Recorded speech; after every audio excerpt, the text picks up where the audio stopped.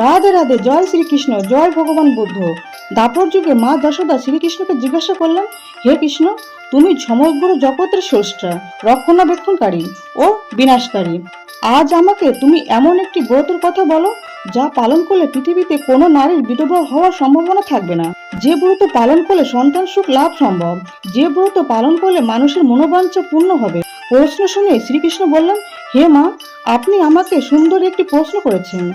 আমি আপনাকে এমন একটি ব্রতের কথা বিস্তারিত বলবো। সত্যযুগে এই ব্রত সর্বপ্রথম শুরু করেন কটিকা নামক এক সমৃদ্ধশালী নগরের ব্রাহ্মণ ধনেশ্বর এবং তার স্ত্রী রূপবতী। ঐশ্বর্য ও ধনসম্পদের অভাব তাদের ছিল না, যেটা ছিল তা হলো সন্তান সৌভাগ্যের অভাব। তারা ছিল নিঃসন্তান। সেই নগরে একবার এক বড় যোগী মহাপুরুষ এলেন। সেই যোগী সকলের বাড়ি থেকে অন্ন গ্রহণ করলেন, কেবলমাত্র ধনেশ্বরের বাড়িতে অন্ন গ্রহণ করলেন না। এতে ধনেশ্বর অত্যন্ত দুঃখিত হলেন। তিনি সেই যোগী মহাপুরুষের কাছে গিয়ে তাকে আকুল হয়ে জিজ্ঞাসা করলেন, হে মুনিবর, আপনি সকল গৃহ থেকেই অন্ন গ্রহণ করলেন, কিন্তু আমার গৃহে এলেন না কেন? এর কারণ কি প্রভু?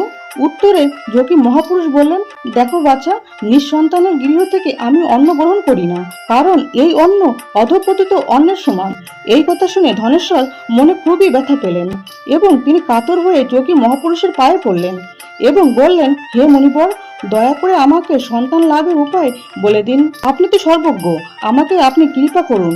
উত্তরে যোগী বললেন, তুমি মা চণ্ডী বা তার যে কোনো রূপে আরাধনা করো, তিনি তোমাকে পথ দেখাবেন। ব্রাহ্মণ তখন বাড়ি ফিরে গিয়ে স্ত্রীকে সব কথা খুলে বললেন এবং মা চণ্ডীর তথা মা কালীর আরাধনা শুরু করলেন। সেই দিন রাতে মা তাকে স্বপ্ন আদেশ দিলেন। মা বললেন, পূর্ণিমাতে যদি তোরা ব্রত রাখিস এবং ভগবানের উদ্দেশ্যে প্রদীপ প্রজ্বলন করিস, তাহলে তোদের মনোবাঞ্ছা পূর্ণ হবে।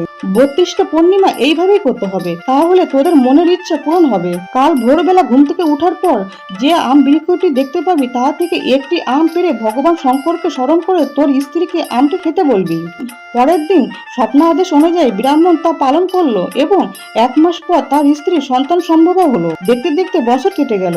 বছরের শেষে তাদের কোল আলো করে একটি পুত্র সন্তান ভূমিষ্ঠ হলো। ধনেশ্বর ব্রাহ্মণ তার নাম রাখলেন দেবীদাস। মাতা পিতার পরম স্নেহে দেবীদাস বড় হতে লাগলো, কিন্তু তার জন্ম কুণ্ডলিতে আয়ু ছিল মাত্র 16 বছর। ধনেশ্বর ব্রাহ্মণ আগে থেকেই তা জানতেন, তাই তারা পুত্রের দীর্ঘায়ু কামনার উদ্দেশ্যে মা কালীর আদেশ মতো 32টি পূর্ণিমার ব্রত পালন করতে শুরু করলো।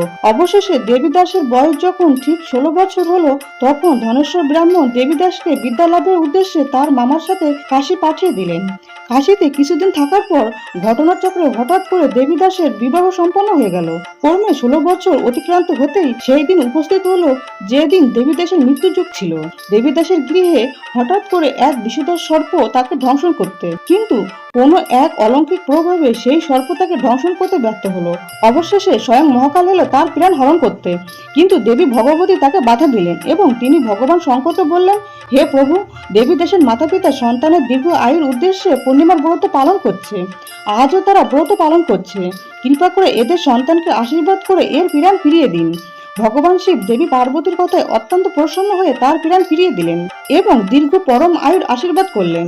অবশেষে দেবীদাস নববিবাহিতা স্ত্রীকে নিয়ে মাতা পিতার কাছে ফিরে গেলেন এবং পরম ভক্তির সঙ্গে পূর্ণিমার ব্রত পালন করলেন। এইভাবে এই ব্রতের মাহাত্ম্যের কথা চারিদিকে ছড়িয়ে পড়ল। কথিত আছে, এই ব্রত যিনি পালন করেন তার গৃহে কখনো ধনের অভাব হয় না। অকাল মৃত্যুজনিত ভয় সেই গৃহে কখনো প্রবেশ করতে পারে না। পরিবারের সমৃদ্ধি ও সন্তান সুখ লাভের সৌভাগ্য লাভ হয় এবং সর্বোপরি এই ব্রত মনের সকল ইচ্ছাকে পূরণ করে। জয় শ্রীকৃষ্ণ, জয় ভগবান বুদ্ধ, জয় মা লক্ষ্মী। রাধে রাধে।